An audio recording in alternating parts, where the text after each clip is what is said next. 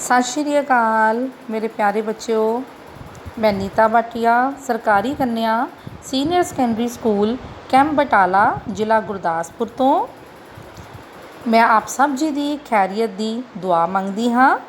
प्यारे बच्चों, अज असी तुहाडी 10वीं की पाठ पुस्तक ਸਾਹਿਤਮਾਲਾ विच दर्ज शाह हुसैन जी दियां रचनावां बारे पढ़ांगे।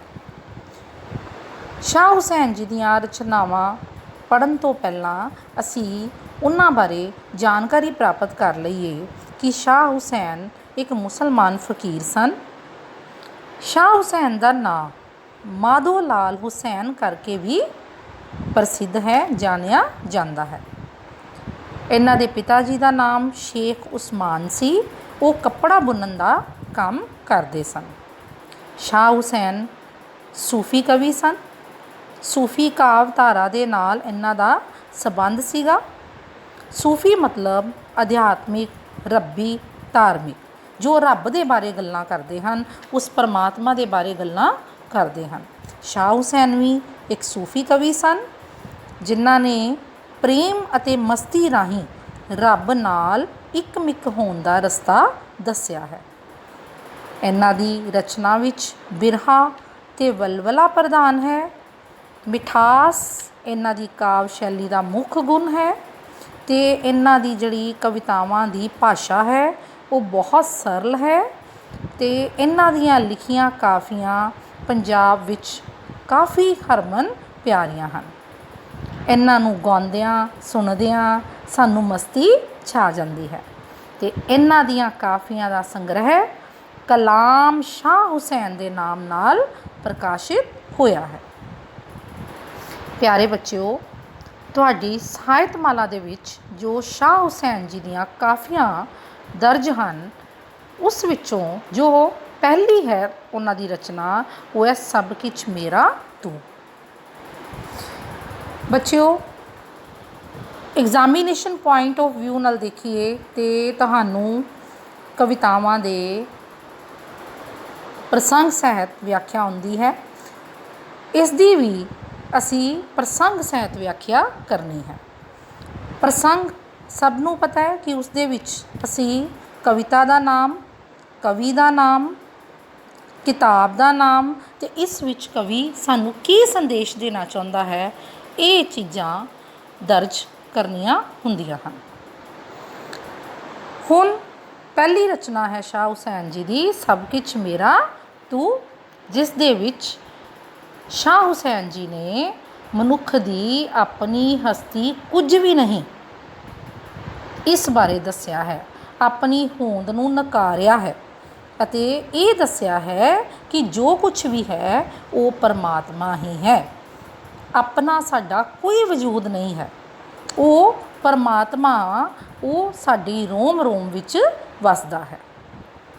सो शाह हुसैन जी आखदे हन, रब्बा मेरे हाल दा महरम तू, अंदर तू है बाहर तू है रोम रोम विच तू, तू है ताना तू है बाना सब किछ मेरा तू, कहे हुसैन फ़कीर निमाना मैं नहीं सब तू। शाह हुसैन जी की आखदे हन कि हे मेरे रब्बा, हे मेरे परमात्मा, मेरे हाल दा महरम, महरम मतलब भेती, जानू कि मेरे इस दर्द भरी हालात दा, हालत दा तू भेती है, तू जानू है। तू मेरे अंदर है, मेरे बाहर भी वसदा है, मेरे रोम रोम विच, मेरी रग रग विच, मेरे अंग अंग विच तू निवास करता है। तू है ताना तू है बाना। ताना बाना तो इस रचना विच भाव है कि अंग अंग रग रग दे विच तू वसिया होया है। ते ताना बाना तो मतलब की है कि कपड़े नूं बुनन समय बच्चिओ पहले ताना तनिया जाता है तो फिर उस विचों नलियां राही बाणा लंघाया जाता है, पर इत्थों भाव है शरीर के अंग अंग तो कि ये परमात्मा ही मेरे ਵਾਹਿਗੁਰੂ ਕਿ ਤੂੰ ਮੇਰਾ ਤਾਣਾ ਹੈ, ਬਾਣਾ ਹੈ, ਭਾਵ ਤੂੰ ਮੇਰੀ ਰਗ ਰਗ ਦੇ ਵਿੱਚ ਵਸਿਆ ਹੋਇਆ ਹੈ। ਤੇ ਕਹੇ ਹੁਸੈਨ ਫਕੀਰ ਨਿਮਾਣਾ। ਸ਼ਾਹ ਹੁਸੈਨ ਆਪਣੇ ਆਪ ਨੂੰ ਇੱਕ ਨਿਮਾਣਾ ਫਕੀਰ ਮੰਨਦੇ ਹਨ ਤੇ ਆਖਦੇ ਹਨ ਕਿ ਮੇਰੀ ਆਪਣੀ ਕੋਈ ਵੀ ਹਸਤੀ ਨਹੀਂ ਹੈ, ਮੇਰਾ ਆਪਣਾ ਕੋਈ ਵੀ ਵਜੂਦ ਨਹੀਂ ਹੈ, ਜੋ ਵੀ ਹੈ ਮੇਰੇ ਰੱਬਾ, ਮੇਰੇ ਪਰਮਾਤਮਾ, ਮੇਰੇ ਮਾਲਕ, ਸਭ ਕੁਛ ਤੂੰ ਹੈ। ਸੋ ਬੱਚਿਓ, ਇਹ ਸੀ ਸਭ ਕੁਛ ਮੇਰਾ ਤੂੰ ਦੀ ਵਿਆਖਿਆ। ਤੇ ਕੇਂਦਰੀ ਭਾਵ ਵੀ ਪੇਪਰਾਂ 'ਚ ਆਉਂਦਾ ਹੈ। ਇਹ ਸਭ ਕੁਛ ਮੇਰਾ ਤੂੰ ਦਾ ਕੇਂਦਰੀ ਭਾਵ ਮਤਲਬ ਸੈਂਟਰਲ ਆਈਡੀਆ, ਕਿ ਤੁਸੀਂ ਇਸ ਕਵਿਤਾ ਦੇ ਵਿੱਚੋਂ, ਇਸ ਕਾਫੀ ਦੇ ਵਿੱਚੋਂ ਜੋ ਸਮਝਿਆ ਹੈ ਉਸ ਨੂੰ ਆਪਣੀਆਂ ਸਤਰਾਂ, ਆਪਣੇ ਸ਼ਬਦਾਂ ਦੇ ਵਿੱਚ ਲਿਖਣਾ ਹੈ। ਇਸ ਵਿੱਚ ਕੀ ਕਿਹਾ ਹੈ ਸ਼ਾਹ ਹੁਸੈਨ ਜੀ ਨੇ ਕਿ ਮਨੁੱਖ ਦੀ ਆਪਣੀ ਹਸਤੀ ਕੁਝ ਵੀ ਨਹੀਂ, ਸਗੋਂ ਜੋ ਕੁਝ ਹੈ ਪ੍ਰਭੂ ਉਹ ਪਰਮਾਤਮਾ ਆਪ ਹੀ ਹੈ ਤੇ ਉਹ ਉਸਦੇ ਅੰਦਰ ਬਾਹਰ ਤੇ ਰੋਮ ਰੋਮ ਵਿੱਚ ਵਸਦਾ ਹੈ। ਉਹ ਆਪਣੀ ਹੋਂਦ ਨੂੰ ਨਕਾਰਦਾ ਹੈ ਤੇ ਪਰਮਾਤਮਾ ਦੇ ਵਜੂਦ ਨੂੰ, ਉਸਦੀ ਹੋਂਦ ਨੂੰ ਸਵੀਕਾਰ ਕਰਦਾ ਹੈ। ਦੂਸਰੀ ਰਚਨਾ ਸ਼ਾਹ ਹੁਸੈਨ ਜੀ ਦੀ ਸਾਈਂ ਜਿਨਾਦੜੇ ਵੱਲ।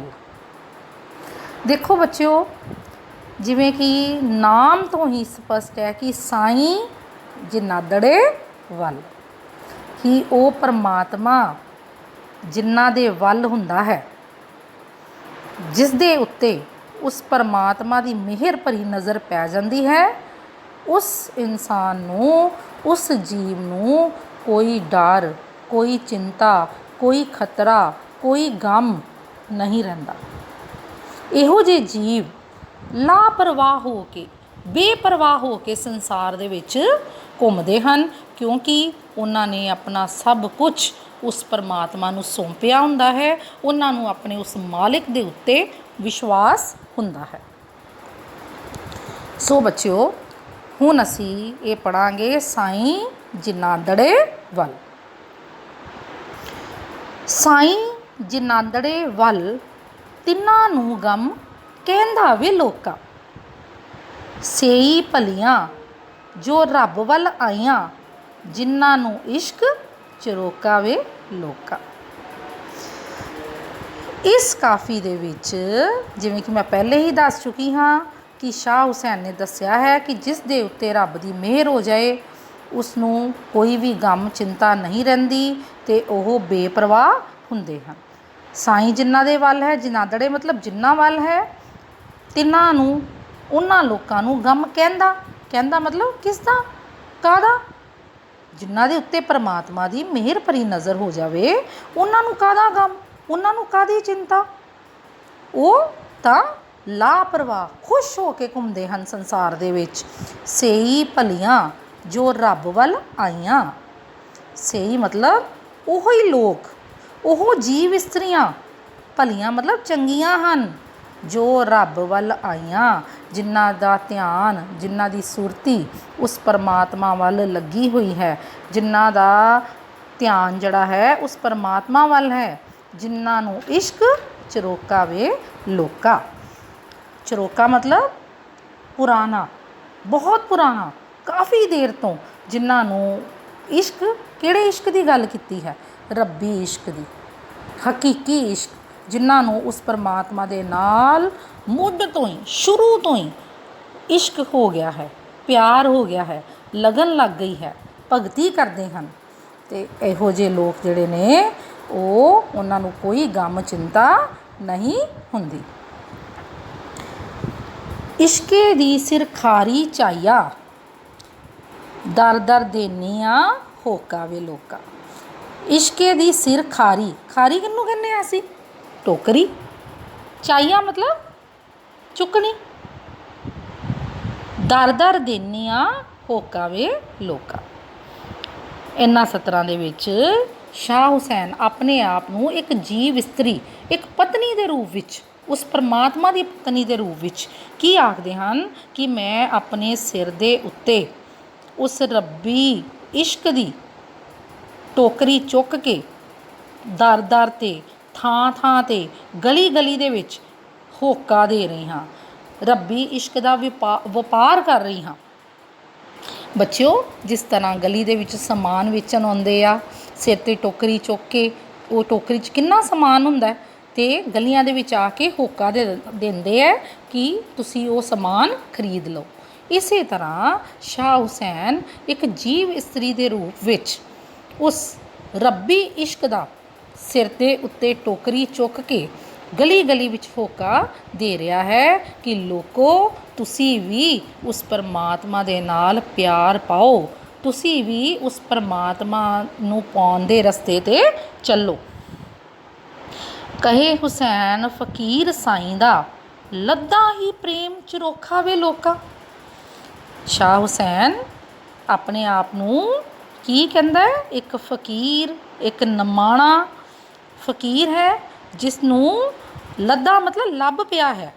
ਕੀ ਲੱਭ ਪਿਆ ਹੈ? ਪ੍ਰੇਮ ਝਰੋਖਾ। ਝਰੋਖਾ ਕਿਹਨੂੰ ਕਹਿੰਦੇ ਆ? ਬਾਰੀ ਨੂੰ, ਜਿਸ ਦੇ ਵਿੱਚੋਂ ਉਹ ਆਪਣੇ ਉਸ ਪ੍ਰਭੂ ਦੇ, ਉਸ ਪਰਮਾਤਮਾ ਦੇ ਦਰਸ਼ਨ ਕਰ ਸਕਦਾ ਹੈ। ਬਾਰੀ, ਝਰੋਖਾ, ਬਾਰੀ, ਬਾਰੀ ਵਿੱਚੋਂ ਜਿਵੇਂ ਅਸੀਂ ਬਾਹਰ ਝਾਕਦੇ ਹਾਂ, ਦੇਖਦੇ ਹਾਂ ਨਾ, ਇਸੇ ਤਰ੍ਹਾਂ ਉਸ ਨੂੰ ਇਸ਼ਕ ਰੂਪੀ ਬਾਰੀ ਜਿਹੜੀ ਹੈ ਉਹ ਮਿਲ ਗਈ ਹੈ, ਜਿਸ ਦੇ ਵਿੱਚੋਂ ਉਹ ਆਪਣੇ ਪਰਮਾਤਮਾ ਦੇ, ਆਪਣੇ ਪ੍ਰਭੂ ਦੇ, ਆਪਣੇ ਰੱਬ ਦੇ ਦਰਸ਼ਨ ਕਰ ਸਕਦਾ ਹੈ। ਫਿਰ ਉਹੀ ਲਾਈਨਾਂ ਜਿਹੜੀਆਂ ਨੇ ਉਹ ਸ਼ਾਹ ਹੁਸੈਨ ਕਹਿ ਰਿਹਾ ਹੈ ਦੁਬਾਰਾ ਕਿ ਸਾਈਂ ਜਿਨ੍ਹਾਂ ਦੜੇ ਵੱਲ, ਤਿੰਨਾਂ ਨੂੰ ਗਮ ਕਹਿੰਦਾ ਵੇ ਲੋਕਾ, ਹੋ ਮੈਂ ਵਾਰੀ ਗਮ ਕਹਿੰਦਾ ਵੇ ਲੋਕ। ਕੀ ਕਹਿੰਦੇ ਆ ਸ਼ਾਹ ਹੁਸੈਨ ਕਿ ਪਰਮਾਤਮਾ ਜਿਨ੍ਹਾਂ ਦੇ ਵੱਲ ਹੈ, ਜਿਸ ਨੂੰ ਪਰਮਾਤਮਾ ਦੀ ਲਗਨ ਲੱਗ ਜਾਂਦੀ ਹੈ, ਜਿਸ ਦੇ ਉੱਤੇ ਪਰਮਾਤਮਾ ਆਪਣੀ ਮਿਹਰ ਭਰੀ ਨਿਗਾਹ ਪਾ ਦੇਵੇ, ਉਹਨਾਂ ਲੋਕਾਂ ਨੂੰ ਕਾਹਦਾ ਗਮ, ਕਾਹਦੀ ਚਿੰਤਾ, ਉਹਨਾਂ ਨੂੰ ਕੋਈ ਭੈ, ਕੋਈ ਡਰ ਨਹੀਂ ਰਹਿੰਦਾ ਅਤੇ ਉਹ ਬੇਪਰਵਾਹ ਹੋ ਜਾਂਦੇ ਹਨ, ਲਾਪਰਵਾਹ ਹੋ ਜਾਂਦੇ ਹਨ। ਹੋ ਮੈਂ ਵਾਰੀ ਗਮ ਕਹਿੰਦਾ ਵੇ ਲੋਕਾ, ਮੈਂ ਕੁਰਬਾਨ ਜਾਂਦਾ ਹਾਂ ਉਸ ਪ੍ਰਭੂ ਪਿਤਾ ਤੋਂ, ਉਸ ਪ੍ਰਭੂ ਪਿਆਰੇ ਤੋਂ, ਜਿਨ੍ਹਾਂ ਦੇ ਉੱਤੇ ਇਸ ਦੀ ਨਜ਼ਰ ਪੈ ਜਾਏ ਅਤੇ ਉਹ ਲੋਕ ਜਿਹੜੇ ਨੇ ਉਹ ਸੰਸਾਰ ਦੇ ਵਿੱਚ ਉਹਨਾਂ ਦੀ ਆਤਮਾ ਪਰਮਾਤਮਾ ਨਾਲ ਇੱਕ ਮਿੱਕ ਹੋ ਜਾਂਦੀ ਹੈ ਅਤੇ ਉਹਨਾਂ ਨੂੰ ਪਰਮਾਤਮਾ ਮਿਹਰ ਭਰੀ ਨਜ਼ਰ ਨਾਲ ਦੇਖਦਾ ਹੈ ਅਤੇ ਉਹਨਾਂ ਦੇ ਸਾਰੇ ਗਮ ਚਿੰਤਾ ਦੂਰ ਹੋ ਜਾਂਦੇ ਹਨ। ਹੁਣ ਅਸੀਂ ਇਹਦਾ ਕੇਂਦਰੀ ਭਾਵ ਕਰਾਂਗੇ। ਕੇਂਦਰੀ ਭਾਵ ਇਸ ਦੇ ਵਿੱਚ ਵੀ ਕੀ ਆਏਗਾ ਕਿ ਜਿਨ੍ਹਾਂ ਉੱਤੇ, ਕੀ ਕਿਹਾ ਹੈ ਸ਼ਾਹ ਹੁਸੈਨ ਨੇ, ਜਿਨ੍ਹਾਂ ਉੱਤੇ ਰੱਬ ਦੀ ਮਿਹਰ ਹੁੰਦੀ ਹੈ ਉਹਨਾਂ ਨੂੰ ਕੋਈ ਗਮ ਜਾਂ ਫਿਕਰ ਫਾਕਾ ਨਹੀਂ ਹੁੰਦਾ। ਪਰ ਉਸ ਪ੍ਰਭੂ ਦੀ ਮਿਹਰ ਕੌਣ ਲੋਕ ਪ੍ਰਾਪਤ ਕਰ ਸਕਦੇ ਹਨ? ਉਹੀ ਇਸ ਅਵਸਥਾ ਨੂੰ ਪ੍ਰਾਪਤ ਕਰ ਸਕਦੇ ਹਨ ਜਿਹੜੇ ਰੱਬ ਦੇ ਇਸ਼ਕ ਦਾ ਵਣਜ ਵਪਾਰ ਕਰਦੇ ਹਨ। ਭਾਵ ਜਿਨ੍ਹਾਂ ਦੀ ਲਗਨ, ਜਿਨ੍ਹਾਂ ਦੀ ਸੁਰਤੀ ਉਸ ਪਰਮਾਤਮਾ ਵੱਲ ਲੱਗੀ ਹੋਈ ਹੈ, ਚਿਰ ਤੋਂ ਹੀ, ਮੁੱਢ ਕਦੀਮ ਤੋਂ ਹੀ ਉਸ ਰੱਬੀ ਇਸ਼ਕ ਨੂੰ ਪ੍ਰਾਪਤ ਕਰਨ ਲਈ ਉਹ ਕੋਸ਼ਿਸ਼ ਕਰ ਰਹੇ ਹਨ। ਅਗਲੀ ਰਚਨਾ ਹੈ ਸ਼ਾਹ ਹੁਸੈਨ ਜੀ ਦੀ ਆਪ ਨੂੰ ਪਛਾਣ। ਇਸ ਵਿੱਚ ਵੀ ਸ਼ਾਹ ਹੁਸੈਨ ਮਨੁੱਖ ਨੂੰ ਆਪਣੇ ਆਪ ਨੂੰ ਪਛਾਣਨ ਲਈ ਆਖਦਾ ਹੈ। ਕਹਿੰਦਾ ਕਿ ਜੇ ਤੂੰ ਪਰਮਾਤਮਾ ਦੇ ਨਾਲ ਮਿਲਾਪ ਕਰਨਾ ਹੈ, ਉਸ ਪਰਮਾਤਮਾ ਨੂੰ ਪ੍ਰਾਪਤ ਕਰਨਾ ਹੈ ਅਤੇ ਤੈਨੂੰ ਹੰਕਾਰ, ਹਉਮੈ ਤਿਆਗ ਕੇ ਆਪਣੇ ਅੰਦਰ ਦੀ ਪਛਾਣ ਕਰਨੀ ਪਵੇਗੀ। ਸ਼ਾਹ ਹੁਸੈਨ ਕੀ ਆਖਦੇ ਹਨ? ਬੰਦੇ ਆਪ ਨੂੰ ਪਛਾਣ, ਜੇ ਤੈਂ ਆਪਣਾ ਆਪ ਪਛਾਤਾ, ਸਾਈਂ ਦਾ ਮਿਲਣ ਆਸਾਨ। ਸ਼ਾਹ ਹੁਸੈਨ ਜੀ ਕਹਿੰਦੇ ਹਨ ਕਿ ਹੇ ਮਨੁੱਖ, ਆਪਣੇ ਆਪ ਨੂੰ ਪਛਾਣ, ਆਪਣੇ ਅੰਦਰ ਝਾਤ ਮਾਰ। ਜੇ ਤੂੰ ਆਪਣੇ ਆਪ ਨੂੰ ਪਛਾਣ ਲਵੇਂ, ਭਾਵ ਤੈਨੂੰ ਇਸ ਗੱਲ ਦੀ ਸੋਝੀ ਹੋ ਜਾਏ ਕਿ ਪਰਮਾਤਮਾ ਤੇਰੇ ਅੰਦਰ ਹੀ ਹੈ, ਤੂੰ ਇੱਕ ਸ੍ਰਿਸ਼ਟੀ ਦਾ ਇੱਕ ਨਾ ਮਾਤਰ ਜਿਹਾ ਅੰਗ ਹੈ ਅਤੇ ਸਾਰੇ ਕਿਤੇ ਚਾਰੇ ਪਾਸੇ ਉਸ ਰੱਬ ਦਾ ਪਸਾਰਾ ਹੈ। इस तरह जे तू समझ जावें तो तेरा उस परमात्मा नूं साईं मतलब रब, पछाता मतलब पछाणिया, तो तेरा आसान हो जाएगा उस परमात्मा नूं पाउणा, आसान मतलब सौखा हो जाएगा। सोने दे कोट रुपैरी छज्जे हर बिन जान मसान। सोने मतलब सोने दे, कोट मतलब वड्डे वड्डे किले, रुपैरी मतलब चांदी दे, छज्जे हर बिन जान मसान। तू जड़े संसारिक पदार्थां दा हंकार करदा है कि मैं एडे एडे वड्डे सोने दे, चांदी दे कोट किले उसारे हन, ते ये संसारिक पदार्थां दा हंकार तेरे अंदर है, पर ये चीज़ां तेरे नाल नहीं जानियां।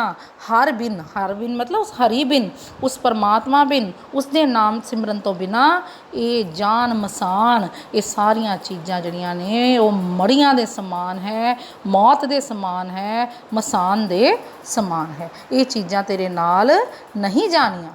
तेरे सिर ते जम साजिश करदा भावें तू जान ना जान।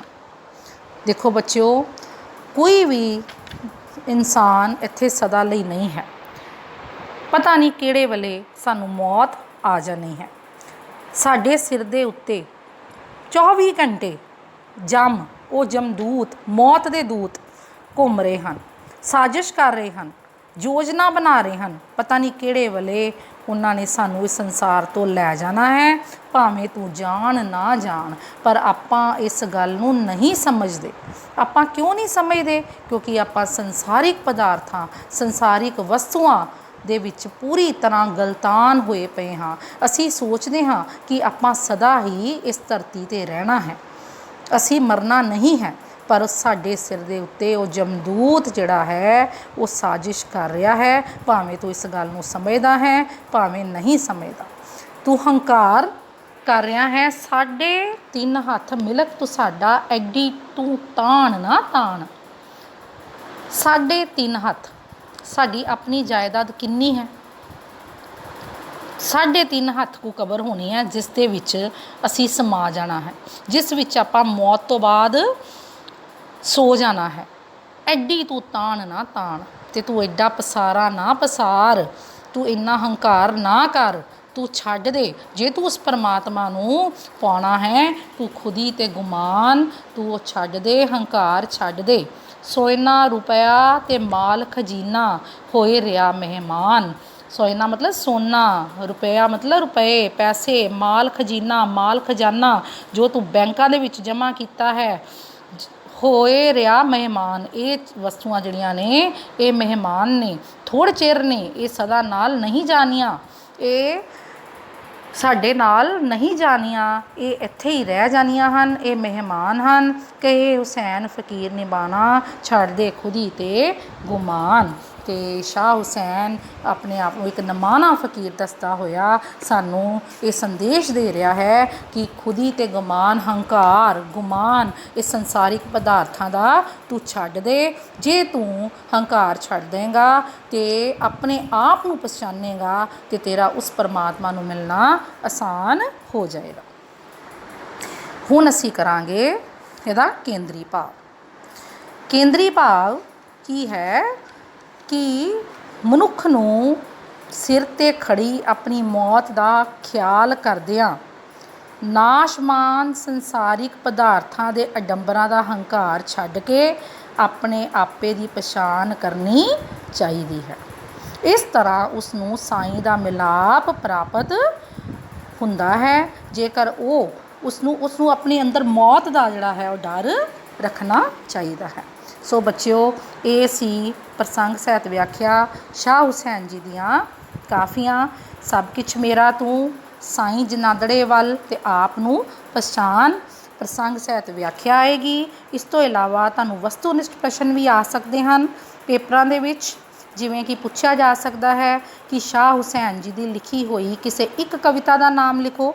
तुसी कोई भी लिख सकते हो, सब कुछ मेरा तू जां आप नूं पहचान, या ये भी आ सकता है कि आप नूं पहचान काफ़ी किसदी लिखी हुई है, सब कुछ मेरा तू काफ़ी किसदी लिखी हुई है। इस तरह का भी प्रश्न आ सकता है। ਸਭ ਕੁਛ ਮੇਰਾ ਤੂੰ ਕਾਫੀ ਵਿੱਚ ਕਿਸ ਦੀ ਹੋਂਦ ਸਵੀਕਾਰ ਕੀਤੀ ਗਈ ਹੈ? ਕਿਸ ਦੀ ਕੀਤੀ ਗਈ ਹੈ? ਉਸ ਰੱਬ ਦੀ। ਅਤੇ ਕਵੀ ਨੇ ਆਪਣੇ ਹਾਲ ਦਾ ਮਹਿਰਮ ਭੇਤੀ ਜਾਣੋ ਕਿਸ ਨੂੰ ਆਖਿਆ ਹੈ? ਰੱਬ ਨੂੰ ਆਖਿਆ ਹੈ। ਅਤੇ ਸਾਈਂ ਜਨਾਦੜੇ ਵੱਲ ਕਵਿਤਾ ਕਿਸ ਨੂੰ ਸੰਬੋਧਿਤ ਹੈ? ਲੋਕਾਂ ਨੂੰ। ਅਤੇ ਸ਼ਾਹ ਹੁਸੈਨ ਕਿਹੜੇ ਇਸ਼ਕ ਦੀ ਗੱਲ ਕਰਦਾ ਹੈ? ਹਕੀਕੀ ਇਸ਼ਕ ਦੀ ਗੱਲ ਕਰਦਾ ਹੈ, ਰੱਬੀ ਇਸ਼ਕ ਦੀ ਗੱਲ ਕਰਦਾ ਹੈ। ਬੰਦੇ ਨੂੰ ਕਿਸ ਦੀ ਪਛਾਣ ਕਰਨ ਲਈ ਆਖਿਆ ਗਿਆ ਹੈ? ਆਪੇ ਦੀ ਪਛਾਣ ਕਰਨ ਲਈ ਆਖਿਆ ਗਿਆ ਹੈ। ਸੋ ਬੱਚਿਓ, ਇਹ ਇਸ ਤਰ੍ਹਾਂ ਦੇ ਕੁਝ ਵਸਤੂਨਿਸ਼ਟ ਪ੍ਰਸ਼ਨ ਆ ਸਕਦੇ ਹਨ। ਮੈਂ ਉਮੀਦ ਕਰਦੀ ਹਾਂ ਕਿ ਤੁਹਾਨੂੰ ਸ਼ਾਹ ਹੁਸੈਨ ਦੀਆਂ ਸਾਰੀਆਂ ਕਾਫੀਆਂ ਸਮਝ ਆ ਗਈ ਹੋਵੇਗੀ। ਤੁਸੀਂ ਇਸ ਨੂੰ ਕਾਪੀਆਂ 'ਤੇ ਸੁੰਦਰ ਲਿਖਾਈ ਦੇ ਵਿੱਚ ਲਿਖ ਲੈਣਾ ਹੈ। ਕੇਂਦਰੀ ਭਾਵ ਵੀ ਲਿਖਣੇ ਹਨ ਅਤੇ ਨਾਲੋਂ ਨਾਲ ਆਪਣਾ ਧਿਆਨ ਵੀ ਰੱਖਣਾ ਹੈ। Stay home, stay safe, good luck ਬੱਚਿਓ। ਅਲਵਿਦਾ, ਸਤਿ ਸ਼੍ਰੀ ਅਕਾਲ।